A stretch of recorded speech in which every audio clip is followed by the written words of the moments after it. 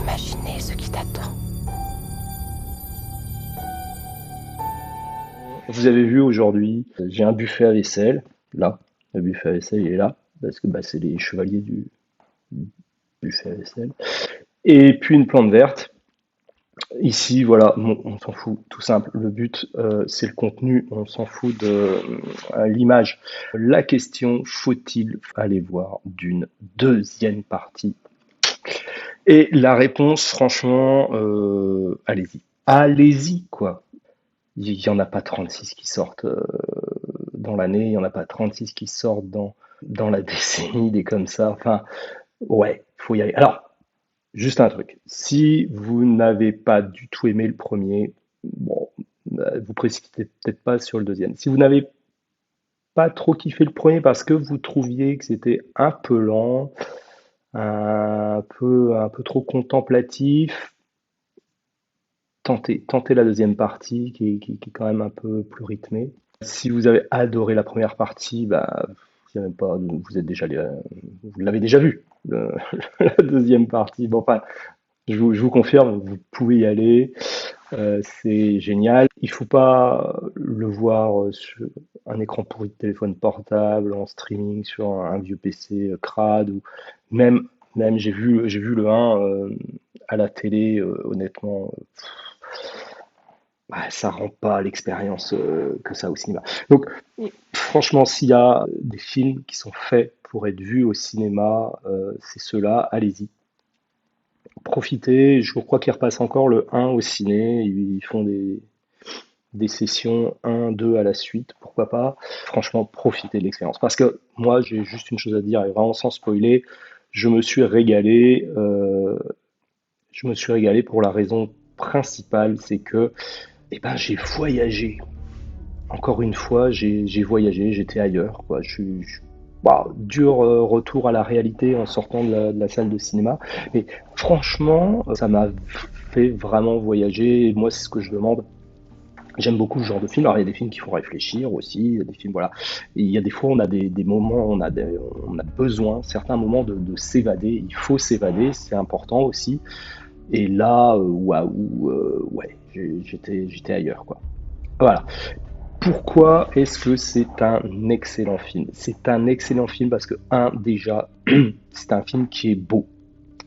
Esthétiquement, c'est magnifique. Certains ont dit ça fait un peu puber-messe. Oui, c'est vrai. Oui, oui, mais les puber-messes, il y a une certaine esthétique. Alors, après, oui, on peut regretter que les stars, les acteurs stars soient toujours nickel, mais les gars, ils sont dans le désert. Si on prend Zendaya, elle est dans le désert, elle a aucune marque, hein. Elle est voilà, on peut passer quand même assez vite par-dessus ces détails. Moi, j'ai trouvé que c'est magnifique. La mise en scène, la photo, c'est beau. Ça nous fait vraiment voyager. Mais ce film, il a un plus. Il a un plus que n'ont pas beaucoup de films, et notamment les blockbusters. Il a une évolution des personnages qui est une vraie évolution intéressante des personnages. Moi, personnellement, j'ai trouvé que l'évolution, elle était cohérente, elle était réaliste, elle était bien faite, elle était suffisamment condensée, parce que faut pouvoir faire ça dans un film, donc il y a forcément des raccourcis, mais elle est bien faite, et la montée en puissance de Paul, on va le dire, hein, on est dedans. Enfin, moi j'étais dedans, quoi. Comment en fait, il devient ce qu'il ne voulait pas être. C'est puissant. Ça fout les jetons à un moment. Et en fait, c'est ça qui est intéressant, c'est que on a un gentil qui là fout les jetons, et globalement, il est en train de basculer du côté obscur, si je puis dire. Voilà, c'est-à-dire qu'il va y avoir des conséquences terribles. Et ça, on le voit bien. Enfin, quand on pense au basculement du côté obscur de Dark Vador traité par Star Wars dans les épisodes 1, 2, 3, enfin la prélogie. Oh là là, qu'est-ce que c'était nul! Mon Dieu! Mais là, en 2 heures, l'évolution qui se fait avec. Il en est conscient au début, je pense qu'il pense qu'il peut maîtriser, mais il y a les besoins politiques, il y a ce qu'on appelle la réelle politique, et qui fait qu'il va falloir mettre aux oubliettes un peu ses idéaux de héros gnangnang, enfin, c'est des beaux idéaux, hein, on est bien d'accord, mais c'est des idéaux finalement dans tous les blockbusters, dans tous les films, les gentils, toujours ces idéaux, ils arrivent parfaitement à vivre avec et ça se passe bien. Eh bien là, non. Voilà. C'est ça qui est intéressant, c'est que bah non, la réalité c'est pas ça. Et si tu veux le pouvoir, bah, globalement t'es obligé de devenir quelque chose que tu voulais pas forcément être. Et je trouve que c'est très bien amené. Si on récapitule sur les acteurs, Paul, moi je trouve que l'évolution de Paul est super bien faite. On a trouvé qu'au premier épisode, il était un peu effacé, un peu mou, ce qui finalement correspond un peu au livre. Où, finalement, Paul, c'est juste un gosse de riche qui n'est pas encore rentré dans son voyage du héros, quoi, hein, qui est au tout début. Là, il prend une autre dimension et il le prend de manière sensée, c'est intelligent, c'est crédible, c'est puissant, et on est là, oh merde, mais je suis en train de kiffer ce qui est en train de se passer, mais c'est mal. Voilà, donc ça c'est quand même bien. Et il n'y a pas beaucoup de films qui nous ont habitués à des évolutions aussi intéressantes, des basculements aussi intéressants. Jessica, Dame Jessica, le premier film, ouais, c'est une Bene Gesserit, les gens disent, ouais, elle passe son temps un peu à chialer, à machin. Enfin, oui, oui, parce que le premier film, elle se rend compte en fait qu'elle est rattrapée par la prophétie, enfin par son refus de suivre la ligne, et que du coup ça allait impliquer énormément de choses négatives. Elle les voit, elle commence à répéter, elle se rend compte qu'elle ne peut pas y échapper. Donc elle est, voilà, elle est un peu dans la prostration. Et là, là, elle prend une place aussi qui est plutôt intéressante. Et le choix est justifié parce qu'on pourrait dire, mais pourquoi tout à coup elle devient ce qu'elle devient? Je vais essayer de pas trop spoiler. Et elle répond tout simplement, c'était ça ou mourir. J'avais le choix entre ça ou la mort. Bon bah donc forcément, je vais pas choisir la mort. Deux bonnes évolutions de perso. Côté Harkonnen, le baron est bien kiffant. Bon, il y a un nouveau neveu qui apparaît, qui est présenté comme waouh, ça va être le big méchant du film. Finalement, au final, il fait pas grand chose et en fait, on comprend pourquoi, parce que le véritable méchant du film, à la fin, c'est Paul. Mais par contre, ouais, on se fait bien plaisir lors de sa présentation. Ouais, c'est bien fait, il y a l'espèce de noir et blanc, alors qu'il n'existait pas dans le premier film pour Jedi Prime. Donc, ouais, très bien, c'est une autre façon de voir. Traitement quand même un peu plus classique, blockbuster. Zendaya, j'ai un peu un bémol.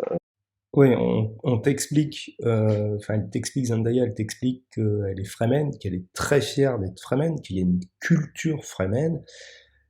Et pour moi, on peut difficilement dissocier la culture des croyances. Enfin, c'est très compliqué. Donc, ok, il y a une culture Fremen qu'il faut respecter. Elle est hyper fière. Et pour moi, la prophétie, elle fait partie intégrante de cette culture parce que ça fait des milliers d'années que les Bene Gesserit instillent la prophétie. Donc, c'est pas quelque chose qui arrivait il y a 20 ans. Enfin, voilà. Pour moi, c'est vraiment dans les fondations Fremen. C'est un peu cette croyance. Hein. Et je pense que dans une communauté aussi survivaliste, aussi réduite, soudée, qui est obligée d'être ensemble pour survivre, tu ne peux pas te moquer et dénigrer autant l'autre, la croyance de l'autre qui fait partie de la culture. Tu ne peux pas être le porte-étendard de la culture Fremen et te dire ah non mais croyance, non, ça non, ça n'existe pas, c'est nul. Et puis t'en moquer un peu ouvertement, tu vois, ça fait, c'est pas hyper crédible. Je vois bien que le film a voulu montrer que tous les Fremen n'étaient pas des fanatiques religieux, donc voilà. Mais ça, c'est un petit peu incohérent. Voilà, c'est un peu lourd sur le sujet. Après, je comprends, on veut montrer que Zendaya C'est le personnage pragmatique qui va vivre du coup un déchirement par rapport à ce qu'elle aurait pu vivre, ce qu'elle voulait vivre avec Paul. Pour le reste, c'est vraiment bien, c'est vraiment des bonnes évolutions, c'est un bon son. Voilà. Si vous attendez à avoir des batailles dans tous les sens, c'est absolument pas le but du film. Les batailles sont un petit peu, voilà, sont un petit peu pas esquivées, mais c'est plutôt des ellipses, hein. La bataille, on l'aperçoit dehors, on sait on sait qu'il se passe des trucs, mais bon, on sent que Villeneuve a pas envie de faire le Gouffre de Helm ou la Charge d'Héroïrym, hein, on est bien d'accord. C'est pas son but. Donc très bien, c'est un choix. Moi je trouve que ça tient bien dans le film parce que le film est vraiment basé sur les évolutions des personnages. L'évolution du personnage, le rapport au pouvoir, le rapport à la puissance, enfin voilà, et puis la manipulation, enfin quel moyen je vais prendre pour atteindre mes objectifs, enfin ouais, c'est bien, c'est bien, et c'est beau, et putain, on voyage, et enfin un film de cette qualité-là, franchement, il y en a pas tant que ça. Allez le voir, il n'est pas parfait, il y a plein de choses peut-être qui vont pas, je suis d'accord, hein, mais c'est tellement rare cette qualité de récit, d'image, de son, d'ambiance, c'est tellement rare que franchement, sans science-fiction, on peut réfléchir, il y a eu quoi ces dernières années comme truc qui se pose là en tant que science-fiction. Science-fiction, on était habitué, alors c'est pas vraiment de la science-fiction, tous les films de super-héros avec Marvel, machin, toutes ces conneries, mais on est à des kilomètres de ça. La saga Star Wars Disney, en fait, c'est même pas de la science-fiction, c'est du space opéra, donc c'est pas tout à fait pareil. Ouais, un truc bien prenant en science-fiction, il y a pas grand-chose qui nous fasse autant rêver. Et je trouve que là, ça remet un peu le vaisseau au milieu de la galaxie, quoi. C'est l'église au milieu du village, mais là, c'est le vaisseau au milieu de la galaxie. La science-fiction, ça peut être quelque chose de crédible, de beau, de puissant, qui peut nous parler, et c'est pas uniquement des combats bzou bzou bzou, piou piou piou, voilà. C'est ça un peu, et franchement, ouais, je kiffe. Voilà. Donc pour vous dire, j'ai giga kiffé, la qualité au rendez-vous. Si vous n'y êtes pas allé, allez-y. Si vous n'avez pas vu le un ni le 2, surtout allez voir. Essayez d'aller voir le un au ciné, s'il vous plaît. Faites les deux à la suite. Bon, c'est le genre de film, je pense qu'il va passer à la télé. Tu fais autre chose, sur ton canapé, tu vas aller regarder ton téléphone, tu fais des trucs. Bon, t'es pas dans le truc. Là, au ciné, vous y allez, vous prenez un pied monumental, vous êtes sur une autre planète pendant 2h40, c'est génial. Merci, merci Denis Villeneuve. Voilà. Tu crois en moi? C'est une forme de pouvoir que notre monde n'a encore jamais connue. Le pouvoir ultime.